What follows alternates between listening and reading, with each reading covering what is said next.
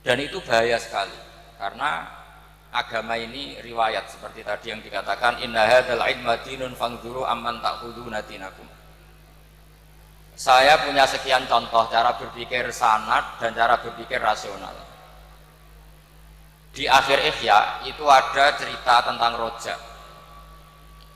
Dan ini pasti di luar dugaan sampai. Karena sanad itu cara berpikir itu ya ikut saja. Yaitu ada dua orang ahli neraka dipanggil Allah. Dipanggil Allah dalam keadaan di borgol. Ditanya sama Allah, enak di neraka? Jawabannya pemuda itu ya, wah Gusti ya, di neraka kok enak? Ya jelas gak enak. Ya sudah, kamu kembali lagi ke neraka. Dugaan kita kan pasti anak ini gak mau. Ternyata enggak, dia lari sekenceng-kencengnya menuju neraka. Semangatnya Masya Allah. Makanya ini sekaligus ijazah, kalau disuruh masuk neraka yang apa? Semangat. Oh itu Tuhan akhirnya tanya, loh kamu tak suruh ke neraka kok semangat? Gusti saya ini sudah kapok, ketika di dunia kalau jenengan nyuruh sholat saya lelet, jenengan menyuruh kebaikan saya lelet. Sebagai bentuk kapok saya, dengan menyuruh saya ke neraka saya semangat, supaya saya nurut. Barokahnya semangat menuju neraka, ya sudah di surga saja. Ya, makanya ini nanti kalau kamu disuruh masuk neraka, yang apa? Semangat. Karena kita di dunia, itu ada di akhir Ihya. Artinya, itu kan di luar dugaan kita. Cara berpikir seperti itu di luar dugaan kita. Akhirnya dia jadi ahli jannah. Cerita kedua ya masih di bab yang sama. Yang satu disuruh, enak di neraka, ya enggak Gusti. Sudah kembali lagi ke neraka. Si orang ini tolah itu. Tolah. Terus ditanya sama Allah, kenapa tolah? Ya Allah, ketika engkau memanggil kami ke surga, saya tidak pernah ngira kalau akan engkau kembalikan lagi ke neraka. Ya sudah, kamu di surga saya karena husnudzon sama saya. Ini berarti ada dua sanad. Lucunya sama-sama benar. Yang semangat ya benar, yang lelet juga benar. Maka kamu punya dua pilihan. Nanti kalau disuruh masuk neraka, bisa semangat, bisa apa? Lelet. Dan semuanya nanti di surga. Artinya begini, sanad itu apa ya? Enggak yang kita duga. Makanya saya mohon siapapun yang mencintai agama ini harus banyak baca. Jangan nuruti emosi, kemudian emosi itu di atas namakan agama.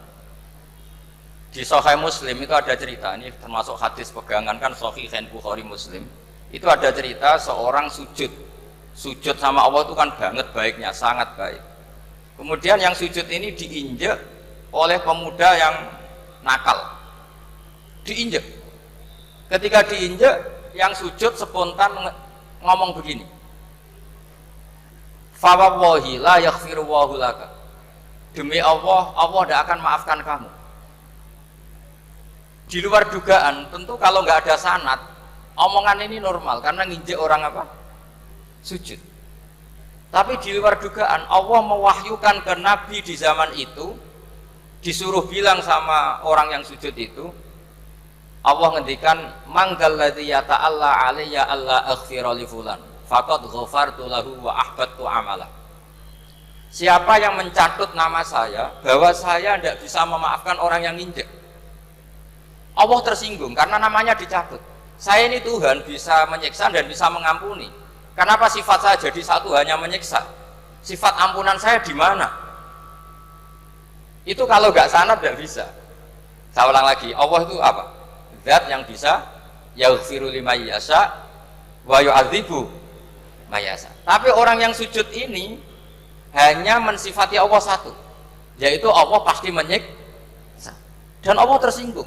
Bagaimana mungkin saya Tuhan hanya berstatus bisa menyiksa, tidak bisa mengampuni? Akhirnya orang ini disalahkan, malah yang sujud tadi bilang ke orang itu, sujudnya saya hapus pahalanya, dan yang nginjek saya hapus dosa.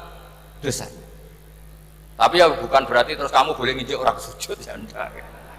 Artinya gini loh, saya hanya memperkuat moderator tadi, berpikir agama itu berdasar sanad. Kalau nuruti emosi pasti kita akan setuju Allah tidak ngampuni yang menginjak.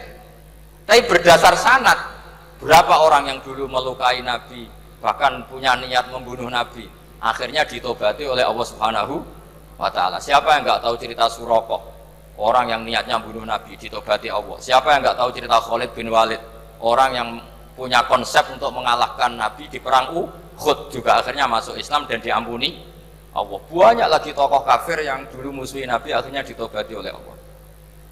Sehingga ketika Nabi sangat marah ya dengan mereka yang kafir, malah ada ayat turun laisa laka minal amri syai'un aw yatuba 'alaihim aw yu'adzibahum, bahwa wilayah mengampuni dan memaafkan itu wilayah Allah. Tentu kita secara syariat akan mengatakan yang nginjak itu salah, pasti itu. Kalau yang nginjak itu pasti salah, yang kafir pasti salah. Tapi jangan katakan kalau Allah tidak bisa menobati mereka. Lagi-lagi yang bisa mengertikan itu apa? Sanad. Kita ngaji di bab itu bahwa ada orang diinjak, ternyata Allah ketika yang sujud mengatakan wallahi la yaghfiru Allahu laka, demi Allah Allah tidak akan maafkan kamu. Loh, mensifati Allah dengan satu sifat la yaghfiru itu Allah tersinggung. Karena Allah bisa yaghfir. Makanya ini penting sekali saya utarakan supaya kita ini bicara itu sesuai sanad. Karena andai kan tidak sanad, agama ini di logika, kemudian logika orang itu berbeda-beda. Maka kayak apa kacaunya agama ini? Terus yang ketiga, saya beri sekian contoh. Ini saya bawa kitab hikam yang diterjemah oleh Mbah Soleh Darat. Saya dulu pernah ngaji hikam sama banyak Gus Zofur. Cara berpikir Abul Hasan Asyadzili misalnya. Umumnya orang itu kan kalau amal itu ingin diterima ya. Kalau sujud ingin diterima Allah, kalau sholat ingin diterima Allah. Dan kalau sangat ingin itu biasanya terus berlebihan. Saking berlebihannya terus nangis minta amalnya diterima gitu. Tapi efek negatifnya gini, jangan-jangan gak diterima, lalu kalau gak diterima gunanya apa? Ini buruk sekali kalau mulai tanya sujud saya jangan-jangan gak diterima, kalau gak diterima gunanya apa? Itu menurut Abul Hasan Asyadzili itu pertanyaan dari setan. Bagaimana mungkin kita pernah menyesal atau menyesali sujud yang pernah kita lakukan untuk Allah Subhanahu wa ta'ala. Wong dadi kawulane Allah, wis dikai bumi, dikai oksigen, dikai rezeki, tahu sujud, bareng dikasih tahu Jibril, sujud kamu gak diterima. Wah, getun aku sujud be Allah. Masa sujud sama Allah getun. Maka kata Abul Hasan Asyadzili begini. Kafa bika jazaan an radiyaka laka ahlan. Cukup sebagai balasan dari Allah yang luar biasa, kamu ditakdir sujud. Wah, keren. Coba kalau kamu nanti ketemu Allah, ada orang yang sama sekali di bumi gak pernah sujud. Lalu kamu ketemu Allah sujud berkali-kali, kemudian dapat kabar kalau sujud kamu gak diterima. Pantas mana kira-kira? Pantas yang pernah sujud apa pantas yang gak pernah sujud? Pantas yang pernah sujud. Jika pikirannya Abul Hasan Asyadzili, sudahlah kamu bahagia saja karena kamu ditakdir pernah sujud. Itu satu anugerah Allah yang luar biasa. Kamu gak perlu terganggu diterima apa gak diterima. Karena kalau kamu terganggu itu nanti lama-lama mengatakan apa gunanya sujud kalau tidak diterima. Dan itu setan menang kalau sudah ada pertanyaan apa gunanya sujud. Nah, makanya disebut min syarril waswasil khannas. Kata Abul Hasan Asyadzili, waswas di sini adalah setan ngeridu kamu supaya kamu ngeset semua ibadah kamu, jangan-jangan kamu nggak diterima. Kemudian kamu menyesali semua ibadah yang pernah kamu lakukan. Betapa buruknya kita. Wong ngamal apik kok disesali. Makanya saya ini sebagai kiai itu termasuk kiai yang paling sukses ya. Betul. Karena perasaan saya itu sudah sukses dulu sebelum nyata sukses apa enggak ada penting. Saya sering motivasi santri yang ngapalkan Quran 10 tahun tidak hafal-hafal. Nanti kalau ketemu Allah tetap keren. Pernah ngapalkan kitab saya? Pernah Gusti. Hafal? Tidak. Tapi kan keren, pernah menghafalkan. Daripada sampai nanti tanya, pernah ngapalkan Quran? Tidak. Kok hafal lagu dangdut? Nah itu pusing sama jawabnya. Tapi kalau santri saya, pernah ngapalkan? Pernah Gusti. Di mana di Gus? Hafal? Enggak. Pede saja? Enggak. Tapi saya mencintai kitab engkau dan bukti cinta saya tak hafalkan. Cuma nasib tidak memihak saya Gusti, kan masih lumayan itu. Daripada ditanya, pernah ngapalkan Quran? Tidak Gusti. Jebule apal lagu dangdut, yang ibu-ibu apal harga cabai, naik turunnya harga berambang. Ini harga sembako hafal, tapi kalau Quran tidak hafal. Nah, pikiran-pikiran kayak Abul Hasan Asyadzili itu harus kita kembangkan. Makanya saya suka sekali ketika Mbah Mun yang sekarang diteruskan Gus Wafi meresmikan Thariqah Syadziliyah. Ya cerminannya kitab Hikam itu yang diterjemah Mbah Soleh Darat. Karena Hikam adalah murid Abdul Abbas Al-Mursi. Beliau adalah murid Abdul Hasan Asyadzili. Jadi gampangannya kalau sampai ingin tahu cara berpikir Abdul Hasan Asyadzili itu ngaji Hikam. Karena Hikam itu cucu muridnya Abdul Hasan Asyadzili. Dan itu cara berpikir gampang sekali. Misalnya hubungan dengan Allah. Ilahi kullama akhrosani lu'mi antokoni karomuka. Ya Allah, ketika saya terbungkam oleh kesalahan-kesalahan saya, sampai saya ini merasa tidak pantas minta, tidak pantas memohon sama engkau karena dosa saya banyak. Tapi kata beliau, antokoni karomuka. Tapi saya berani melafadzkan doa itu berdasar rahmat kamu tidak terbatas.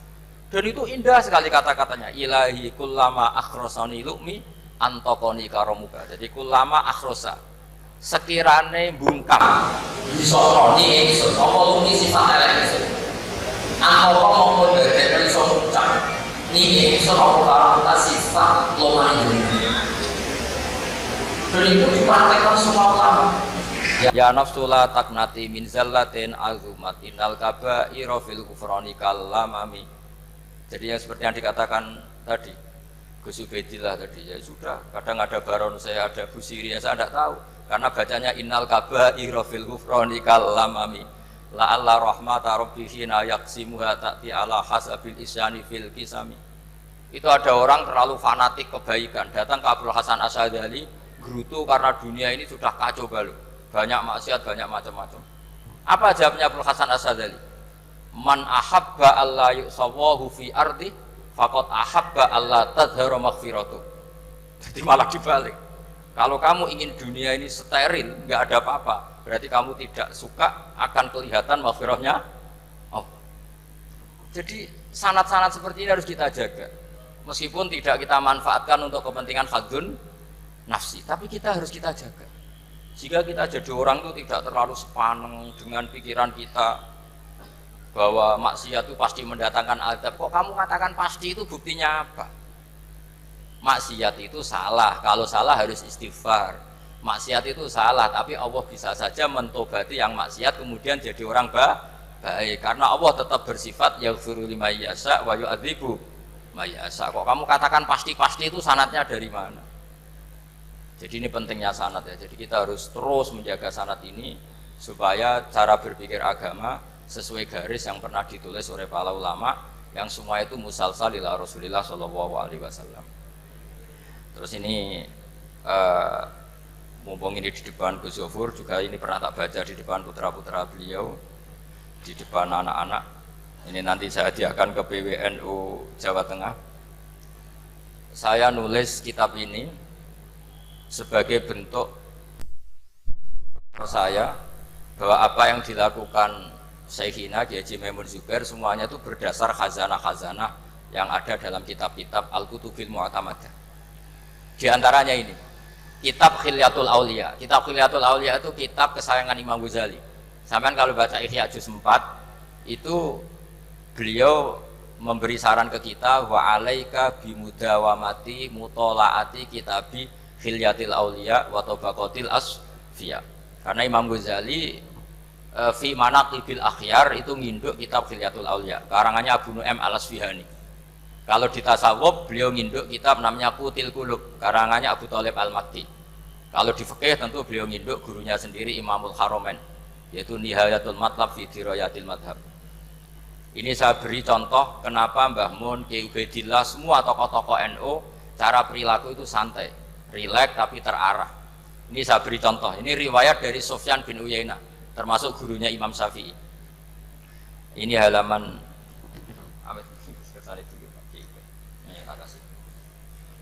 yang pengurusan halaman 24. Ya ini di halaman 24 saya terangkan An Sufyan bin Uyainah kana Isa wa Yahya alaihi wassalam ya'tiyanil qaryata fayas'alu Isa an syirari ahliha wa yas'alu Yahya an khiyari ahliha. Faqala lahu Yahya lima tanzilu ala syirarin nas Qala innama ana tabibun udawil mardo. Ini di juz 7 halaman 323. Jadi mulai dulu ulama itu ada yang fokus ngelola orang-orang soleh, tapi ada juga yang mendokteri orang-orang yang macam-macam. Nabi Isa itu kalau di satu daerah tanya, di sini yang orang nakal-nakal di mana? Oh di situ. Terus beliau ke situ. Ditanya Nabi Yahya, kenapa ke situ? Saya ini nabi. Nabi itu biman zilatit tabib. Saya ini ibarat dokter. Tentu dokter itu yang menyembuhkan orang-orang yang sakit. Sehingga kiai-kiai kita tuh ya kancanan orang soleh ya mau, bina orang fasik ya mau. Lah yang nggak boleh itu yang potensi katut fasik, itu nggak boleh. Jadi apa ya, supaya kita itu melihat sesuatu itu tidak seudon kiai kok berteman orang fasik. Saya berkali-kali bilang berteman orang fasik itu haram. Tapi kalau dibalik pertanyaannya, membina orang fasik hukumnya gimana? Baik, bisa membina kalau berteman, ya sudah dibolak-balik gitu. Tapi kalau dibalik berteman orang fasik menjadi fasik, ya jangan berteman kalau buatnya masih seperti itu. Ya terus saya teruskan ya. Sayyidina Umar itu terkenal orang yang sangat keras. Sayyidina Abu Bakar terkenal orang yang layyinal janib, orang yang sangat santun, sangat sopan.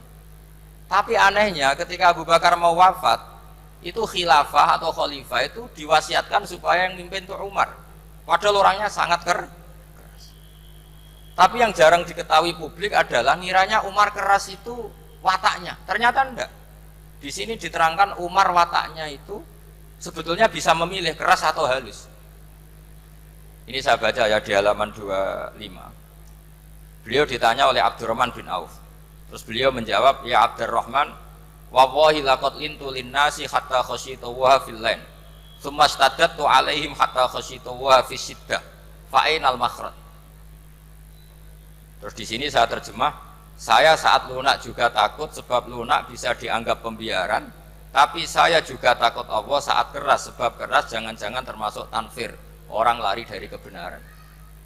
Ya misalnya gini, sampean punya anak putri atau punya ponakan pacaran, datang ke kamu sama cowoknya, kalau kamu lunak pasti ponakan kamu ngira wong Pak D gak apa-apa, padahal Pak D saya itu kiai, ternyata saya gak ditegur.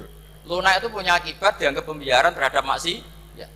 Tapi kalau kamu keras, wah nak nenggonku tak wantemi watu, kan nggak pernah ke kamu, bagaimana bina wong sowan saja nggak berani.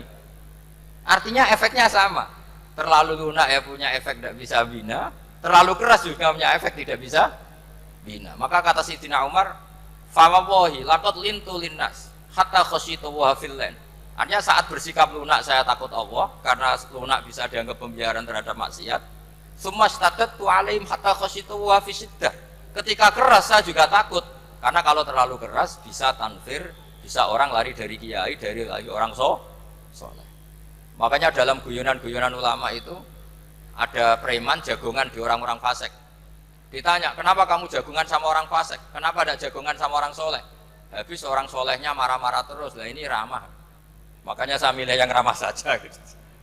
Itu meskipun guyonan, tapi pelajaran bagi kita. Karena ya memang Quran seperti itu, walau kunta fadhlan ghalidhal qalbi lan faddu min haulik fa bima rahmatin minallahi linta lahum, terusnya itu. Jadi apa ya? Nah ini kalau nggak ada sanad nggak bisa. Nggak ada sanad nggak bisa, pasti kita berpikir sesuai keinginan kita. Maka ada ancaman yang keras, man fassaral Qur'ana bi ra'yihi falyatabawwa maq'adahu minan nar. Jadi saya mohon sanad-sanad seperti ini kayak yang dikatakan Umar tadi. Wallahi laqad lintu linnas hatta khasyitu wa fil lain. Tsumma staddattu alaihim hatta khasyitu wa fis siddah. Jadi kita akui bahwa dalam lunak juga ada sekian problem, dalam keras juga ada sekian problem. Terus kita bikin satu metode, satu manhaj yang kira-kira ya sa'iqal lisyaribin, atau yang lebih dikenal dengan Islam wasatiyah. Ada tawazun, ada tasamu, ada macam-macam. Ya, saya kira demikian. Assalamualaikum warahmatullahi wabarakatuh.